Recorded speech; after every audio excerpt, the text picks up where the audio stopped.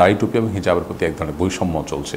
আপনি দাড়ি টুপি আছে মানে আপনি এক ধরনের অপরাধী, আপনার হিজাব আছে মানে আপনার মানে হিজাব থাকতে পারবে না, আপনার স্বাধীনতা নাই, আপনি মুসলমান মানে আপনাকে আট চোখে দেখা হবে, আপনি হুজুর মানুষ মানে আপনাকে ইগনোর করা হবে। যত খুন হয়েছে সবগুলোর বিচার হওয়া দরকার। আলেম ওলামাদের কথা যদি কেউ বলে না, তাদের রক্ত যেহেতু মানুষের রক্ত মনে করা হয় নাই, মুসলমানদের যেহেতু মানবাধিকার থাকতে নেই, সেই জন্য তাদেরটা একটু আলাদা করেই বলতেছি যে আলেম ওলামাদেরকে যারা নির্যাতন করেছে, নিষ্পেষণ করেছে, হত্যা করেছে, তাদের বিচার দৃষ্টান্তমূলক বিচার হওয়া দরকার। তাহলেই ওই যে আলেম ওলামাদের প্রতি যে বৈষম্য সেটা দূর হবে। এবং নির্যাতন করেছে তাদের বিচারের জন্য আপনার কোনো পরামর্শ আছে? দেখুন, এদেশের সবচেয়ে বেশি নির্যাতিত মানুষগুলো হলো আলেম সমাজ। রাজনৈতিক দলের নেতাকর্মীরা বিভিন্নভাবে নির্যাতিত হন সন্দেহাতীতভাবে, কিন্তু আলেম সমাজের প্রতি নির্যাতন, নিষ্পেষণ, তাদের প্রতি জুলুম অবিচার এটা ব্রিটিশ আমল থেকে শুরু হয়েছে, এখনও পর্যন্ত সেটা বলবৎ আছে। আপনি দেখবেন যে শিক্ষা প্রতিষ্ঠান, কর্মস্থল, সরকারি বেসরকারি বিভিন্ন প্রতিষ্ঠান, সব জায়গায় দেখবেন দাড়ি টুপি এবং হিজাবের প্রতি এক ধরনের বৈষম্য চলছে। আপনি দাড়ি টুপি আছে মানে আপনি এক ধরনের অপরাধী, আপনার হিজাব আছে মানে আপনার মানে হিজাব থাকতে পারবে না, আপনার স্বাধীনতা নাই, আপনি মুসলমান মানে আপনাকে আট চোখে দেখা হবে, আপনি হুজুর মানুষ মানে আপনাকে ইগনোর করা হবে। এই যে মানসিকতা, এটার কারণে আমরা বলি এদেশের সবচেয়ে বেশি এবং প্রকৃত সংখ্যালঘু হলো হুজুর শ্রেণীর মানুষেরা, আলেম ওলামারা, দিনদার মানুষেরা। অথচ আপনি অবাক হবেন, 3.25 লক্ষ মসজিদে, দেশে 3.25 লক্ষ মসজিদে অ্যাভারেজ যদি 150 কোটি জুমার মুসল্লি থাকে, তাতে সম্ভবত 4 কোটি মানুষ হয়। এই 4 কোটি বা 3 কোটি, 3-4 কোটি মানুষের প্রতিনিধিত্ব বা নেতৃত্ব দিচ্ছেন যে আলেম সমাজ, আপনি তাদেরকে ইগনোর করছেন। মানে সমাজের এত বড় একটা অংশকে যারা নেতৃত্ব দিচ্ছে, আপনি তাদেরকে ইগনোর করে আপনি দেশকে কোন দিকে নিয়ে যেতে চাচ্ছেন? নিশ্চয়ই একটা ভয়াবহ জায়গায় আপনি নিয়ে যেতে চাচ্ছেন, কারণ মানুষের ধৈর্যের তো একটা সীমা থাকে। অতএব এই যে বৈষম্য বিরোধী আন্দোলন হলো, এখানে বৈষম্য সব জায়গা থেকে দূর হওয়া দরকার। এইটা একটা বড় বৈষম্যের জায়গা, এটাকে খুব শক্ত হাতে আমরা যদি দমন করতে না পারি, তাহলে দিন শেষে আমাদের দেশটা ভালো থাকবে না। তো এটা আমাদের হওয়া দরকার এবং মানসিকতা চেঞ্জ করা দরকার। মিডিয়াতে আপনি দেখবেন যে ধার্মিকদের কাজগুলোকে ইগনোর করা হয়। একটা কনসার্ট হলে সেটা নিয়ে মিডিয়াতে যত সুন্দর করে কভারেজ দেওয়া হয়, একটা ওয়াজ মাহফিল হলে কি এটা কি একটা নিউজ না, এটা কি একটা ঘটনা না যে একটা বড় মাহফিল, এত মানুষ সেখানে এসছে, মিডিয়াগুলো কি ইতিবাচকভাবে সেটাকে তুলে ধরে? আমরা দেখেছি যে নবী করিম সাল্লাল্লাহু আলাইহি ওয়াসাল্লামকে যখন অবমাননা করা হলো, তখন হেফাজতের ডাকে শুধু হেফাজত নয়, অহেফাজত যারা, তারাও সবাই সেখানে সামিল হয়েছেন। সেখানে লক্ষ লক্ষ মানুষ, ইতিহাসের সবচেয়ে বেশি মানুষ বলা হয়ে থাকে ঢাকায়, তার আগ পর্যন্ত যত মানুষ হয়েছে, হয়তো বৈষম্যবিরোধী ছাত্র আন্দোলনের সর্বশেষ 5ই আগস্টে সম্ভবত চেয়ে বেশি মানুষ হয়েছে। যেটাই হোক, তো 20-30 লক্ষ মানুষ যখন বাহির থেকে ঢাকায় ঢুকে এবং একটা আন্দোলন হয়, তখন আপনার আইল্যান্ডে থাকা গাছগুলো ক্ষতিগ্রস্ত হবে, এটা খুবই স্বাভাবিক, হতেই পারে।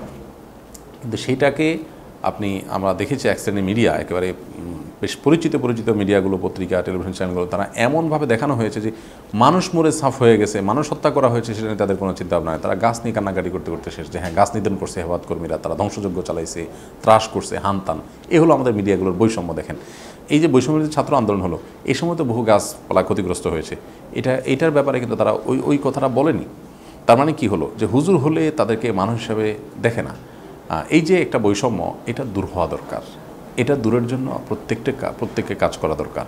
তা না হলে আমাদের সমাজে আমরা কোনোদিন এতগুলো মানুষকে ইগনোর করে আপনি একটা সমাজকে আগে নিতে পারবেন না। তো সো এই জায়গাটাতে সবাই ফোকাস করা দরকার এবং সবার মনোযোগী হওয়া দরকার। এবং সর্বসাকল্যে শুধু তারাই নন, আমরা চাই সকল বৈষম্য দূর হয়ে যাক। হিন্দুরা কোনো বৈষম্যের শিকার না হোক, খ্রিস্টান বৌদ্ধরা কোনো বৈষম্যের শিকার না হোক, যে কোনো মানুষ তিনি বৈষম্যের থেকে মুক্ত থাকুন। তবে এর মানে এই না যে ব্যক্তি স্বাধীনতার নামে, মত প্রকাশ স্বাধীনতার নামে আপনি অন্য কাউকে আঘাত করে এরকম কোনো কিছু করবেন, সেই সুযোগ নেই। অতএব আমরা কাউকে আঘাত করে কোনো মন্তব্য করব না, শান্তিপূর্ণভাবে সবাই যার যার মতামত প্রকাশ করব এবং সমাজের সবার জন্য অবারিত থাকবে সুযোগ। সেই প্রত্যাশা আমাদের সকলের নতুন সরকারের কাছে। এবং আলেমুল আমাদের রক্ত যারা ঝরিয়েছেন, যারা খুন করেছেন, আলেমুলদের রক্তের কালার ভিন্ন না, একই কালার। অতএব আমি আলাদা করে বলবো না, যত খুন হয়েছে সবগুলোর বিচার হওয়া দরকার। আলেমুল আমাদের কথা যদি কেউ বলে না, তাদের রক্ত যেহেতু মানুষের রক্ত মনে করা হয় নাই, মুসলমানদের যেহেতু মানবাধিকার থাকতে নেই, সেই জন্য তাদেরটা একটু আলাদা করেই বলতেছি যে আলেমুল আমাদেরকে যারা নির্যাতন করেছে, নিষ্পেষণ করেছে, হত্যা করেছে, তাদের বিচার দৃষ্টান্তমূলক বিচার হওয়া দরকার। তাহলেই ওই যে আলেমুলদের প্রতি যে বৈষম্য, সেটা দূর হবে। কারণ আমরা দেখেছি হেফাজতের আন্দোলনের সময় যে মানুষগুলো মারা গেছে, মিডিয়ার একটা বড় অংশ আজকে বৈষম্যবিরোধী ছাত্র আন্দোলনের নিহতদের ব্যাপারে যতটুকু বলছে, তখন তার ধারে কাছে বলেনি, বরং উল্টা করেছে। তো এই যে আলেম ওলামা, দিনদারদের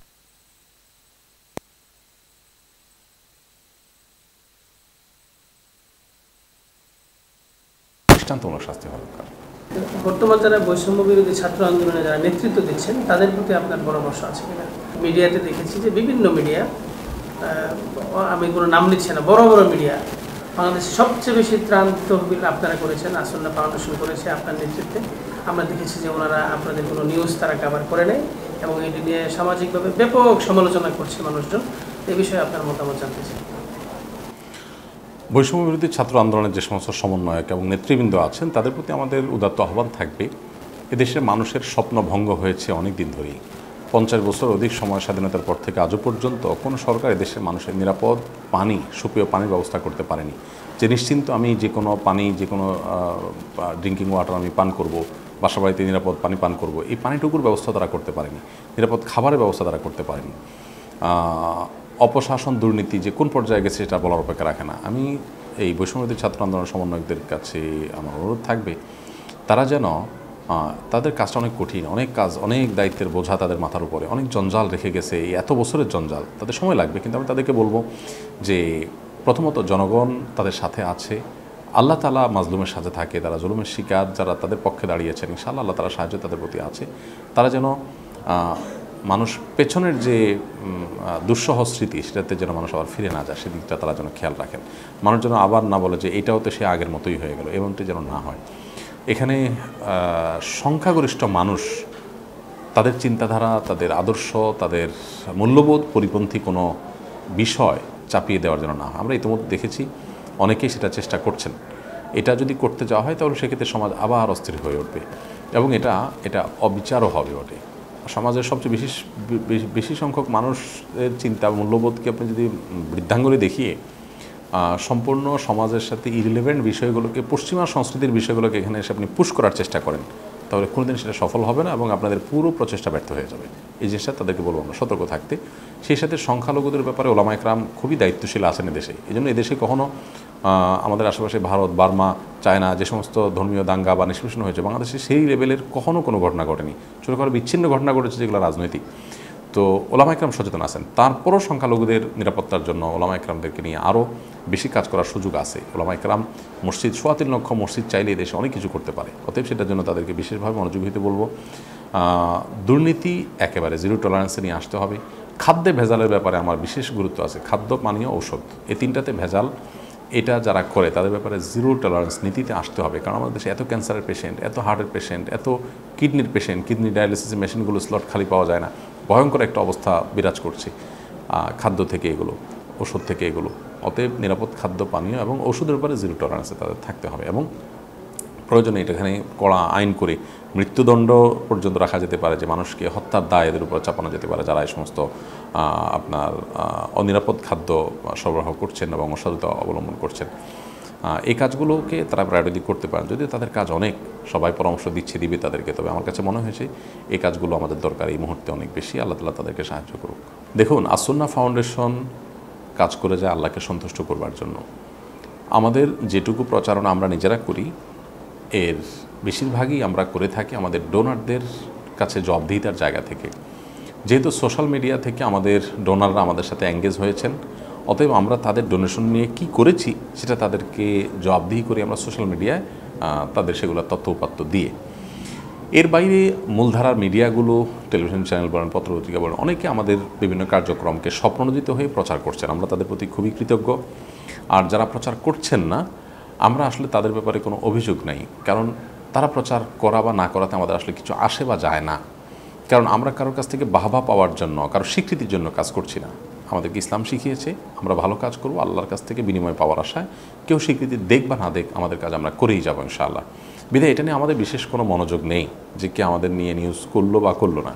মিডিয়া হাউসগুলোর কেউ বলতে পারবে না যে আমরা আমাদের কোনো নিউজ প্রচারের জন্য তাদের কারোর কাছে গিয়েছি বা ধর্ণা দিয়েছি, কেউ বলতে পারবেন না। কারণ আমরা আসলে সেই চেষ্টাই কখনো করি না। এ ধরনের প্রতিষ্ঠান, এ ধরনের কার্যক্রমের পর স্বপ্ননোদিত হয়ে কোনো সংবাদ সম্মেলন বা সাংবাদিকদেরকে ডাকা, পার্সোনাল লেভেলের কারোর সাথে সম্পর্ক আছে সেটা ভিন্ন বিষয়, বাট কোনো মিডিয়ার সাথে আমরা আসলে সেরকম কোনো কার্যক্রম কখনোই করি নাই।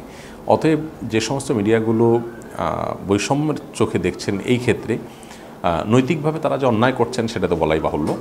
কিন্তু আমাদের জায়গা থেকে আসলে কোনো অভিযোগ অনুযোগ নাই, কারণ তারা প্রচার করে না করে আমাদের আসলে কিছু আসে যায় না। তারা প্রচার না করে তাদের নিজেদের আদর্শিক দেউলিয়াত্বের প্রমাণ তারা করছেন। কারণ তারা বলছেন গণমাধ্যম, এটা আসলে যে গণমাধ্যম নয়, গণমাধ্যম হলে তো গণমানুষের সকল তথ্য এখানে উঠে আসতো। দেশে শত কোটি টাকার ত্রাণের এই মহাপরিকল্পনা চলছে, এটা নিয়ে যদি গণমাধ্যমের আগ্রহ না থাকে, যে প্রতিষ্ঠানে লক্ষ লক্ষ মানুষ ডোনেশন করছে, লক্ষ লক্ষ মানুষ যেটার সাথে ইনভলভ হচ্ছে, হাজার হাজার ভলান্টিয়ার যেখানে প্রতিদিন কাজ করছে, যদি মূলধারার কোনো মিডিয়া সেখানে আগ্রহ না থাকে, তাহলে সেই মিডিয়া আদৌ এদেশের মিডিয়া কিনা, এদেশের গণমানুষের মিডিয়া কিনা, সেই মিডিয়া আসলে এই জাতির দর্পণ নাকি তারা ভিন্ন কিছু মানুষকে দেখাতে চায় তাদের মতো করে, সে প্রশ্ন আমার মনে হয় যে জাতির মাথায়, সাধারণ মানুষের মাথায় আছে। সো তারা আমাদেরকে ইগনোর করে নিজেদের ক্ষতি করছে, আমি বিশ্বাস করি আমাদের তেমন কোনো ক্ষতি হচ্ছে না, বরং তারা নিজেদেরকে আদর্শিকভাবে এমন একটা জায়গা নিয়ে যাচ্ছে যে তাদের আসলে বড় গলায় কথা বলবার সুযোগ নেই।